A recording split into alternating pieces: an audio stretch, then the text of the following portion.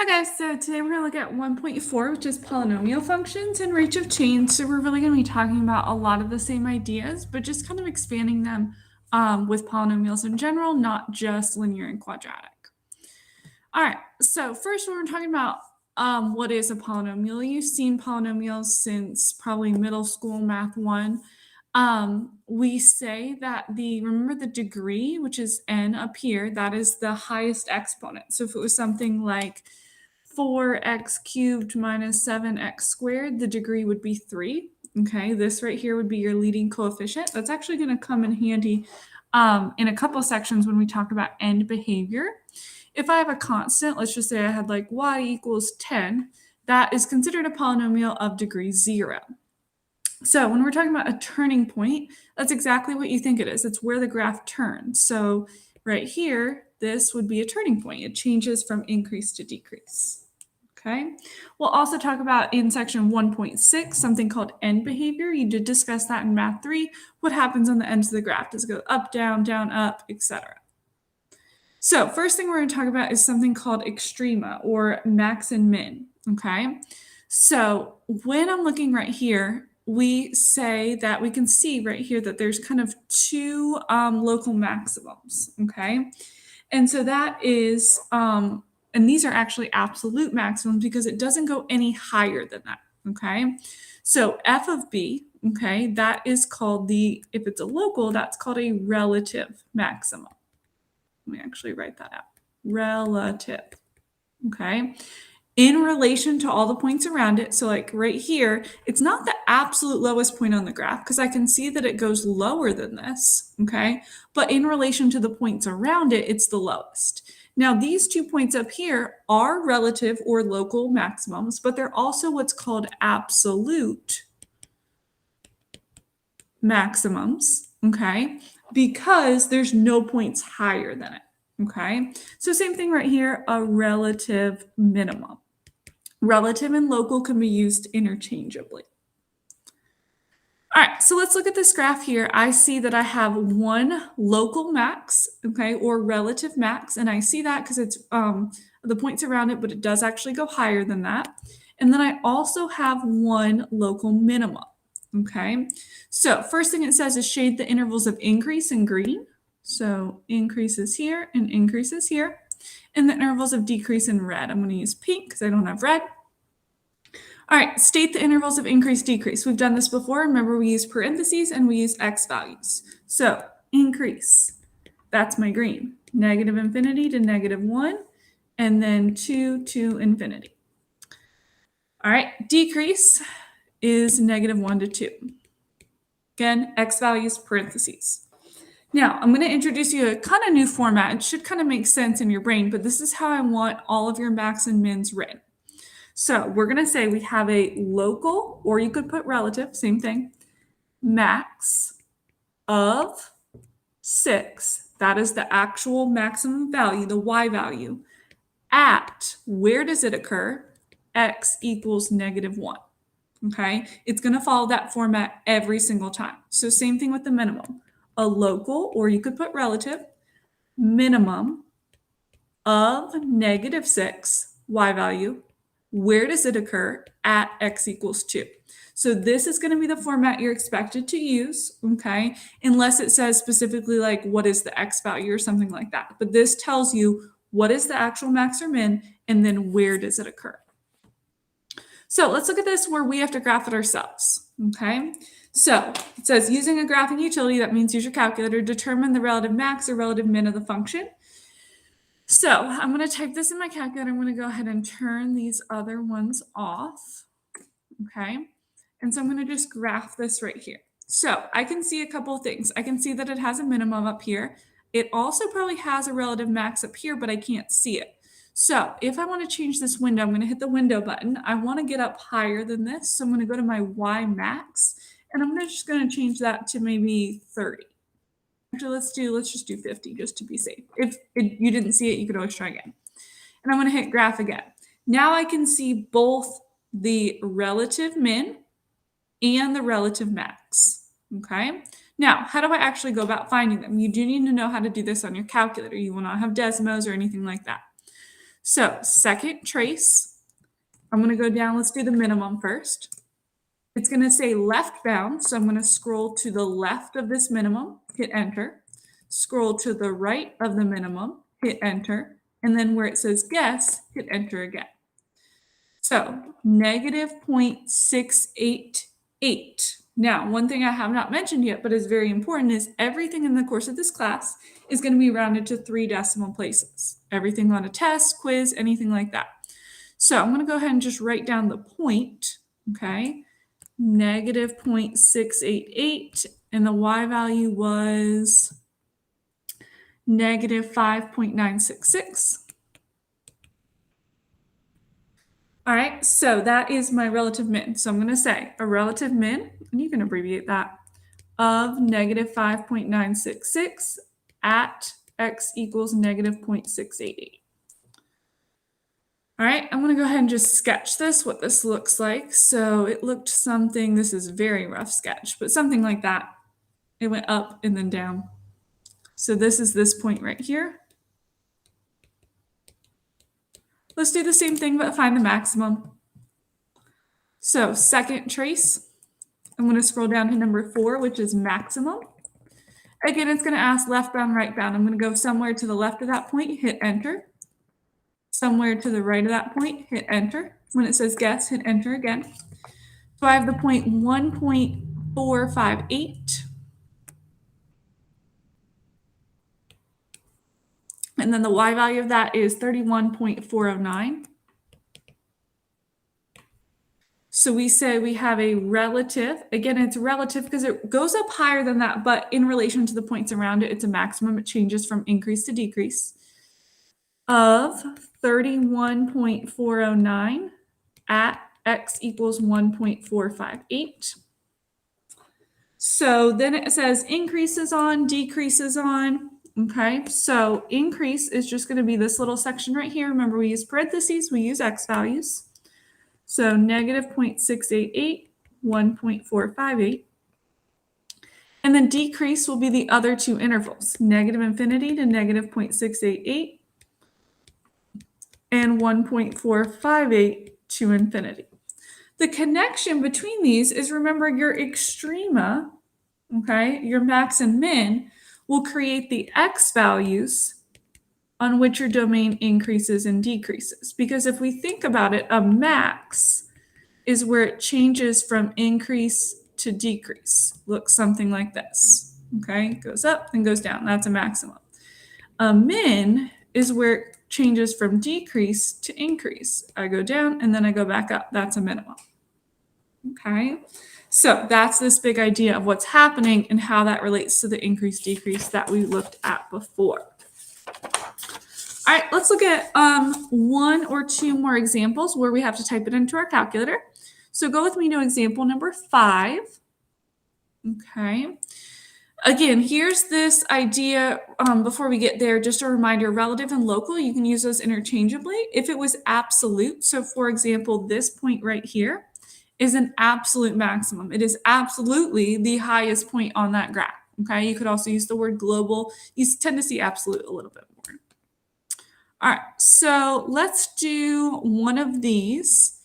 Let's actually do B since we're right there. Okay, so absolute max of 8 y value at x equals 2. Okay, now notice that this point is also a maximum, but that one's just relative. It's not absolute because it does go higher than that. So relative max of 0 at x equals negative 3. Then lastly, we don't want to forget about this guy right here. He is a relative minimum, relative min of negative 2 at x equals negative 1. Okay, so we have 3 different extrema here, making sure that we're specifying, is it absolute or is it relative? And then is it max or min? And then of y at x equals. So let's do one more where we have to type it into our calculator. Let's go ahead and do this one right here. All right, so I'm going to turn this one off and turn this one on. So I'm going to go zoom 6 will get you back to your standard window. Okay, so I can see here whenever I'm dealing with an even degree polynomial, meaning this is 4, this is 2, something like that, you will always have at least one. Okay, technically there could be 2 if they're at the same level, but absolute, meaning this does not go any higher, this does not go any lower. When you're dealing with an odd, there's not going to be any absolute because it's going to go down forever and up forever. Okay, and you'll maybe make that connection when we talk about end behavior as well. All right, so this right here is going to be an absolute minimum. So I'm just going to go ahead and actually set it up. I'm going to have one absolute minimum, one relative minimum, and then one relative maximum. So absolute max of at x equals, relative max of at x equals, excuse me, that should be an absolute minimum. Okay, then relative max and then a relative min. All right, so let's take a look. So if we go to second trace, let's just start with minimum. We'll move left to right. Says left bound, go somewhere to the left. Says right bound, go somewhere to the right. Hit enter. So of negative 1.623 at x equals 0.593, negative 0.593. All right, let's do it again. Second trace. We're going to do maximum next. Somewhere to the left, hit enter. Scroll somewhere to the right, hit enter. Hit guess. So 2.08, be careful on that rounding. At x equals 0.843. All right, then lastly, we have a relative min. Minimum, what am I doing? All right, left, enter, right, enter, guess. Now, this is at 2. Now, notice this is scientific notation. If you ever see this, 9e, negative 12, that means move the decimal 12 places to the left, which means it's 0.000009. That is your calculator having a little bit of an issue deciding what that is. That is essentially 0. So this point, I never want to see this on your paper, okay? That point is 0. It's just scientific notation. It's your calculator having a little bit of an issue. So this point is 2, 0. That's actually a root with a multiplicity of 2, but we'll get to that later. Okay. All right. So that's how you'll write your absolute relative max and min. Make sure the biggest problem that you'll have is finding them in the calculator. You can probably do it pretty easily when you're given the graph. So make sure that you're able to use those calculator functions. All right, lastly, let's talk about concavity a little bit more. And points of inflection, we're actually going to find the points of inflection now. So if I look right here, this piece right here is concave up. It opens up. This piece is concave down. We want to be able to find what this point is right here where it switches, okay? All right, so a function f is concave up on an open interval if the graph looks like a U. Actually, let me change my coloring because I realized I colored it backwards. So concave up is in green, opens up like a U or part of a smile. Then it says it's blue, that is concave down. Okay, and then it has a point of inflection if it changes concavity. That will be that point right there. Okay, so if we're looking at this graph right here, for example, I can kind of estimate where the points of inflection are.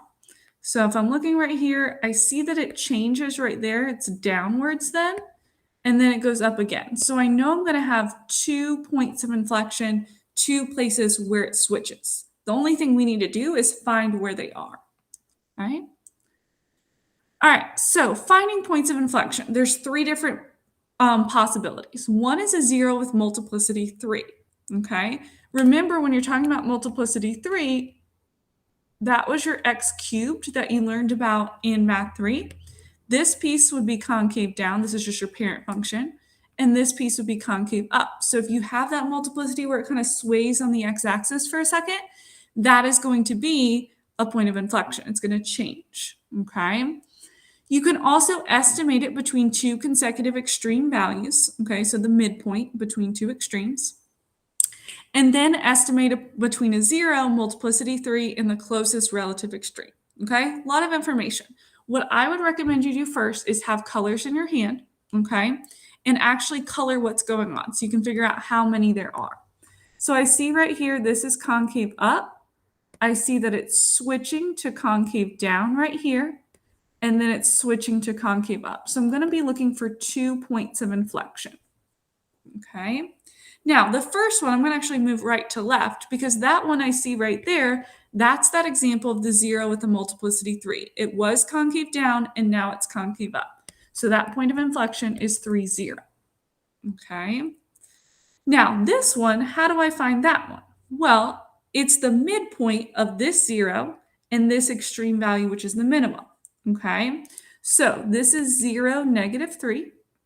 This is 3, 0. If I'm finding the midpoint or the average, I add them together, divide by 2. So 3 plus 0 divided by 2, 0 plus negative 3 divided by 2. Again, take your x's, add them together, divide by 2, take your y's, add them together, divide by 2. So this gives me 1.5 or 3 halves, and this gives me negative 1.5. You always want to check to make sure, like, does it look like it's maybe right? 1.5, negative 1.5, that looks pretty good to me. All right, let's do another example. Again, color it first before you start doing any math. So I see this is concave down and then concave up. So I'm only going to have 1 point of inflection here, okay? And it is approximately right there, okay? So I'm just looking for 1 point. Now, I don't have a 0 with a multiplicity of 3, but I can find the average between these two extremes. Now, it's going to be a little hard because they don't fall exactly perfectly on whole numbers, but we'll do our best. All right, so if I'm looking right here, let's do this one first. That looks like, it would probably help if I didn't have all of this. Maybe negative 2, 5. Let's just use whole numbers. And then this one, if I'm looking right here, that looks like 3, negative 2.5. We're not going to be able to use a whole number for that one, but okay, so it's going to be the midpoint between those. Okay, so the first thing I'm going to do is I'm going to add those together, divide by 2. 3 plus negative 2 is 1, divided by 2 is 1 half. Same thing here, 5 plus negative 2.5 is 2.5, okay, or 5 halves. And then if I divide that by 2, I get 5 fourths, okay, or 1.25. Let's see if that matches up kind of with what I got. So 1 half, 1.25, that looks pretty good. Okay, so that is my point of inflection. Again, color first to see how many you have, approximate location. All right, last one. Okay, concave down, concave up, concave down. Okay, so anytime it changes, 1, 2, I'm looking for 2 points of inflection. Okay, so first thing that I notice is there's no zeros with multiplicity of 3. So this first point is going to be the average of these two extremes. So I have the point negative 4, 4, and I have the point negative 2, 0. So if I'm finding the midpoint of these, add your x's together, divide by 2, add your y's together, divide by 2. So negative 4 plus negative 2 is negative 6, divided by 2 is negative 3. 4 plus 0 is 4, divided by 2 is 2. Negative 3, 2. I was maybe a little lower than that, but it looks about right. It's not like I got like 517 or something. That would mean I messed up.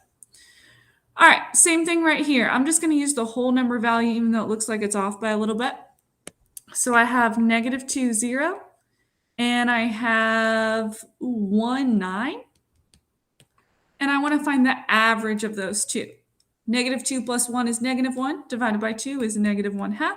0 plus 9 is 9, divided by 2 is 4.5 or 9 halves. Let's just check. That looks good right there. Okay, so big new thing here is making sure that you understand how to find points of inflection. That's really new. Making sure that you also make that connection between the extrema, which are your maxes and mins, in the increase decrease intervals. The extrema that you find the x values of those will create your intervals of increase and decrease. Okay? Have a great rest of your day.